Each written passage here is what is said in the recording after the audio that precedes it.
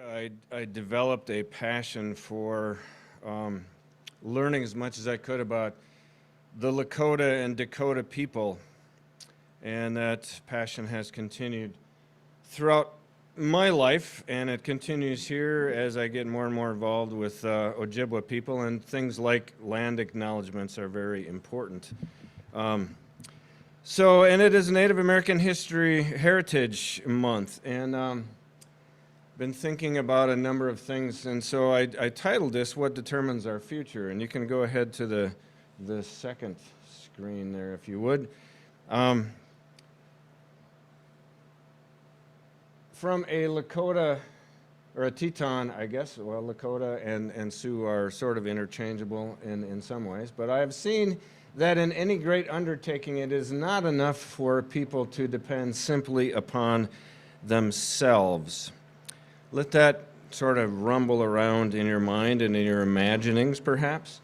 And another passage that I find very interesting, and I don't know if you were able to add this second one or not. The ground, there we go, thank you. The ground on which we stand is sacred ground. It is the blood of our ancestors. That is also something that helps us understand land acknowledgements. We have a very different relationship with land and the understanding of land than Native people do, I think. So thank you for those passages.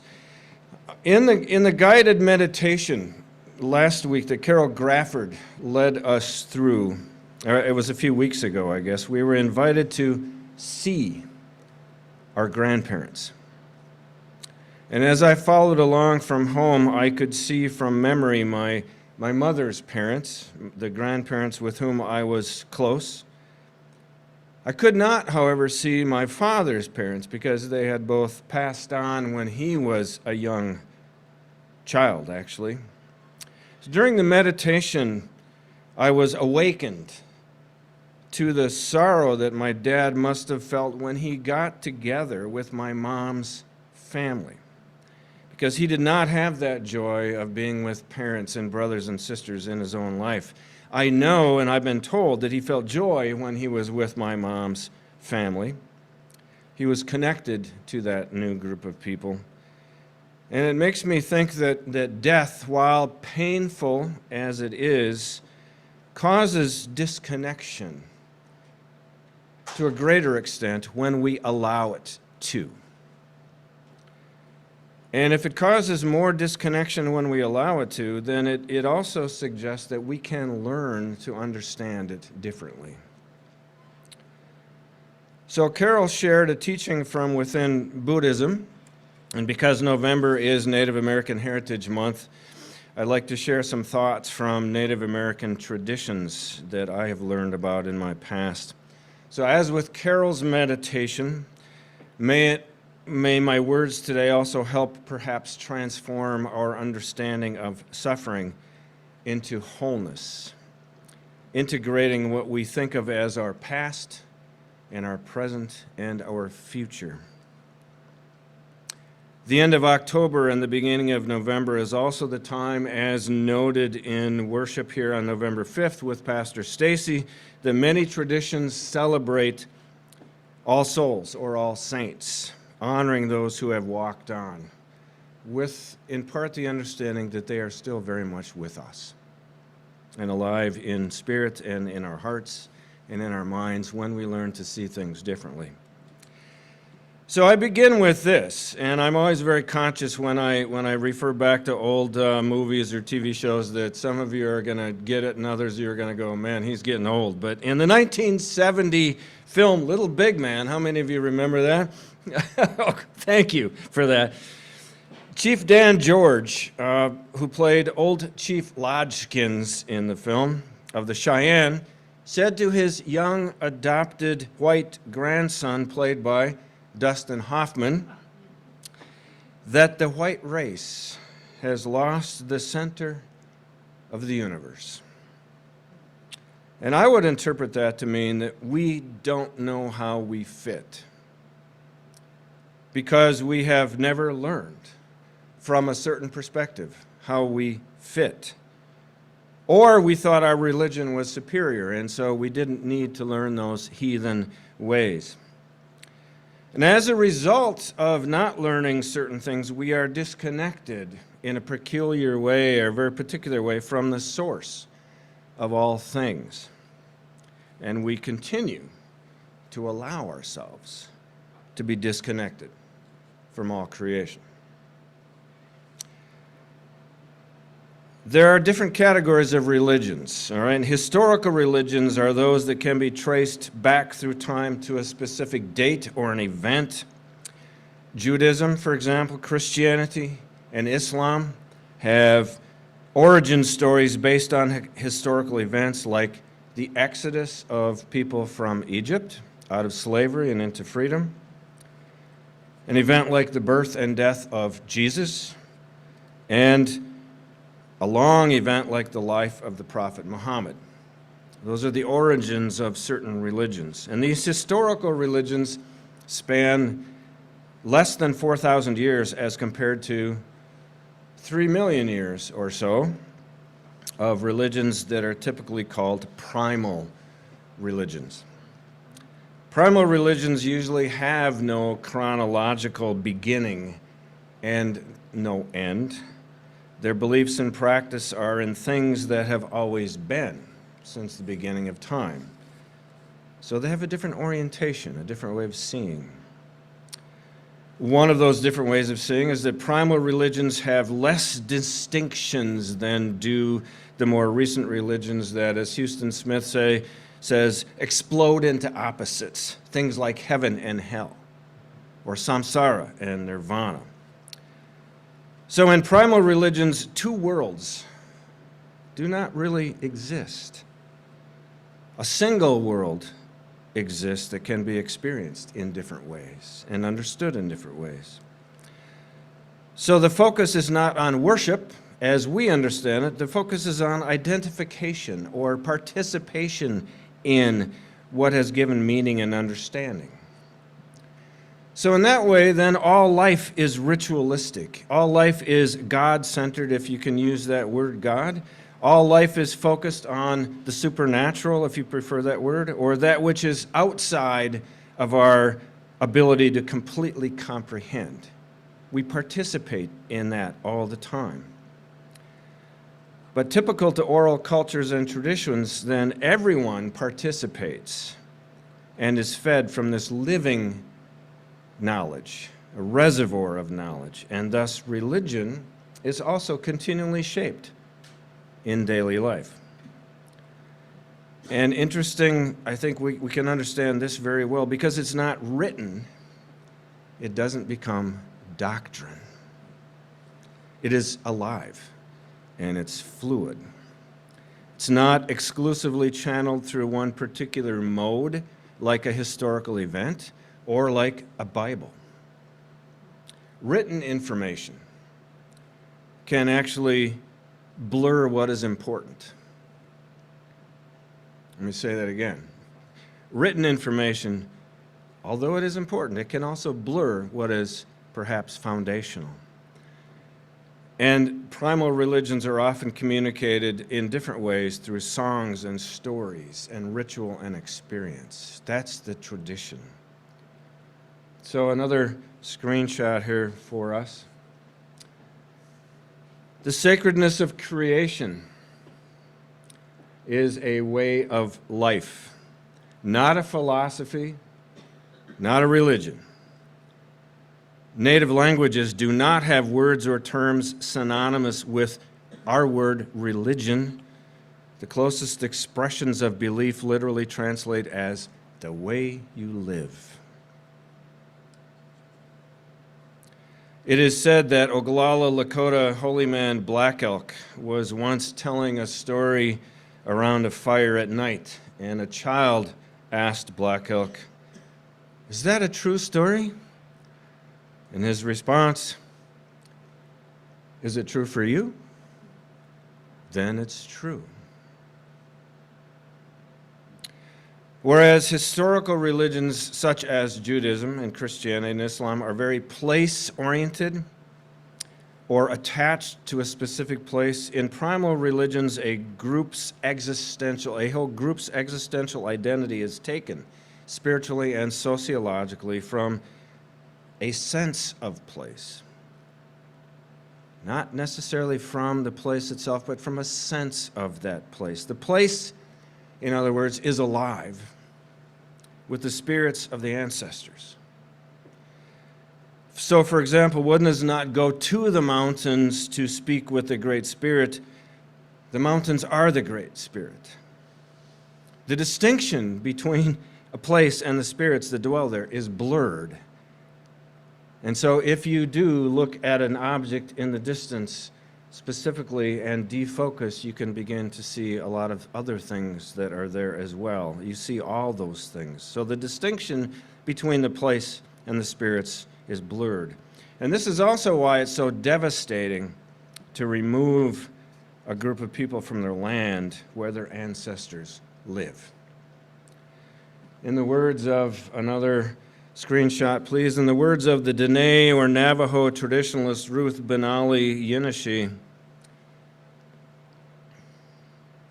our history cannot be told without naming the cliffs and mountains that have witnessed our people. Here, nature knows us. So God, or the spirits being manifest in the mountains, differs from a religion like Judaism in which God is encountered on the mountain, as in the story of Moses, or Peter encountering Jesus transfigured on the mountain. Primal religions are also different from Buddhism or Taoism in that there is more of a conscious identification of the thing, for example, the mountain, with God or the Great Spirit. The being called God or Great Spirit or whatever name we might give it is manifest or present because God is partly an objective reality. But now we have to take that a little bit further because primal religions are often thought of as being polytheistic, as worshiping things as gods. It is true to say in their understanding that the divine, that which is sacred, can rest in or on a hallowed place or an object, but this is not the same as worshiping a thing as a god. The point is that these people sense and understand the presence of the Great Spirit or God or Supreme Being or supernatural. It might be then named something like Gitche Manado, which is the Ojibwe tradition, or Wakan in the Lakota tradition. And it may or may not be consciously attached to a place or a being. Again, world religion scholar Houston Smith calls this a symbolist vision. Translate that into this. The world is transparent to the divine source. All things are related to the source, whereas our scientific minds tend to separate and see things as just things. Animate or inanimate objects. So another screenshot, please, from Black Elk. This will help us understand, I think, what I just said. We should understand well that all things are the works of the Great Spirit. We should know that He is within all things, the trees, the grasses, the rivers, the mountains, and all the four-legged animals and the winged peoples. And even more important, we should understand that He is also above all these things and peoples. When we understand all this deeply in our hearts, then we will fear and love and know the Great Spirit, and then we will be and act and live as He intends. So to make it even more convoluted, time is also understood differently within primal religions. Rituals connect people to the land, to each other, and to the spirit world. And time within that understanding can be collapsed, allowing people to be one with the past, their ancestors, as if the passage of time had never taken place. Now, you got to do a lot of mental blurring in order for us to really understand that from our Western tradition. So another screenshot. Time is understood in an atemporal sense, or as an eternal now. The past is simply closer to all things. So in primal religions, festivals and gatherings center on the rhythms of the sun and on the seasons, not on a clock or an appointed date on a calendar. Time is not understood as linear, moving from the past to the present to the future. The past is the most sacred time. In the past lie one's ancestors, one's traditions, and one's history. The past is again the source of all creation. Being closer to the source is better, which then influences, being closer to the past then influences and renews all things in the present and in the future. So there's an ethics that goes along with this. The past influences what we do today, and it will influence our future. Differently understood in Christianity and Islam, for example, the future is the most important time, because it is the future in which prophecies will come to pass.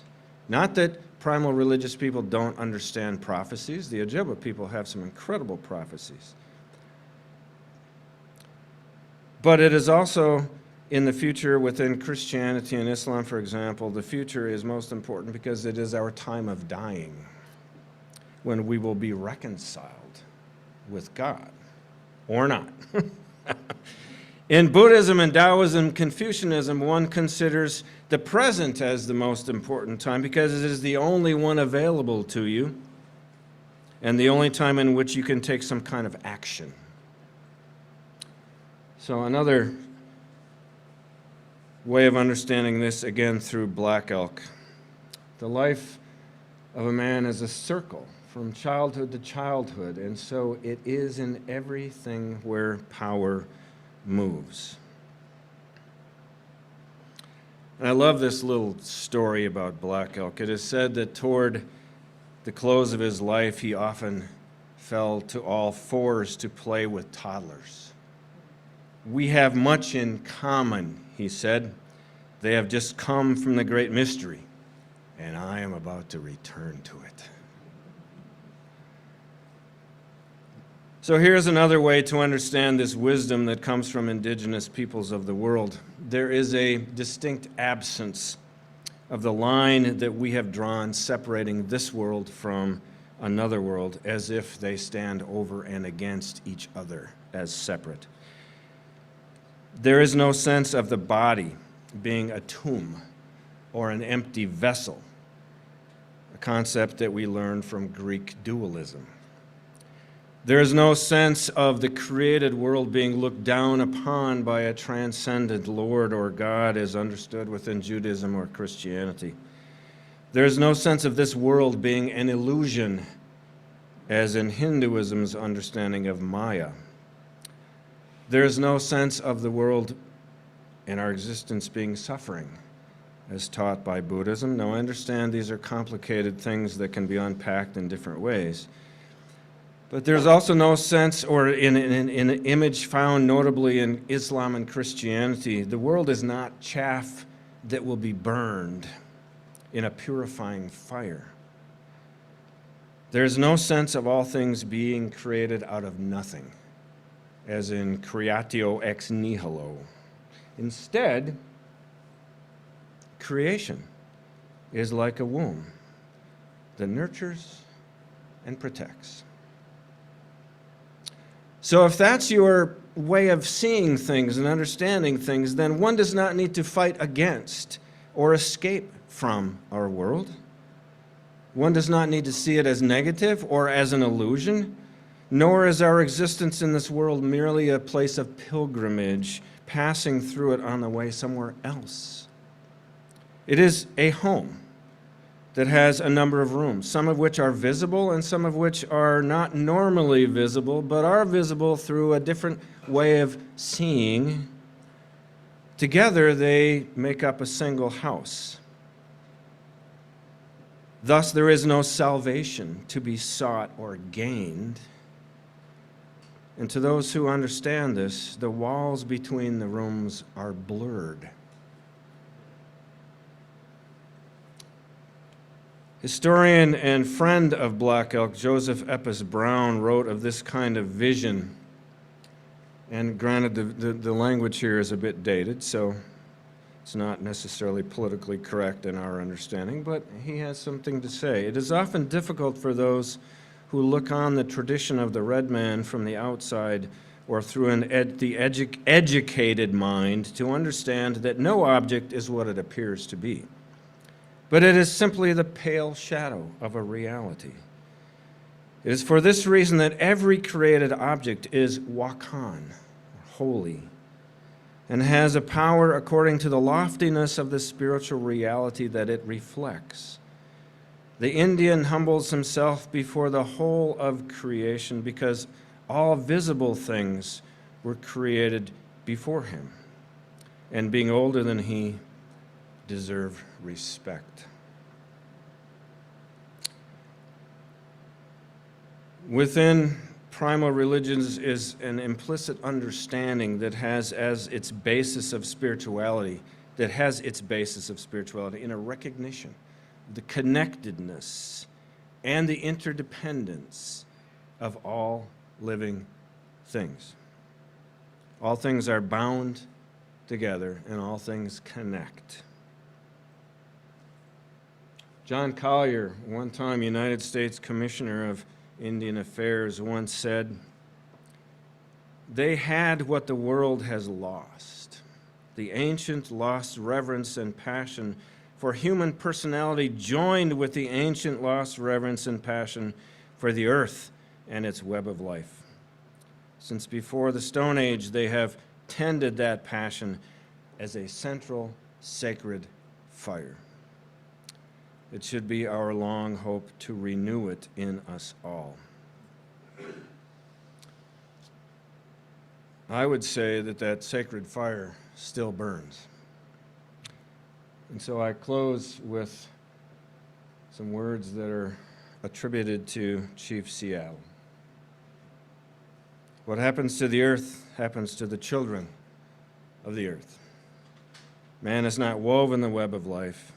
He is but one thread. Whatever he does to the web, he does to himself. Thank you.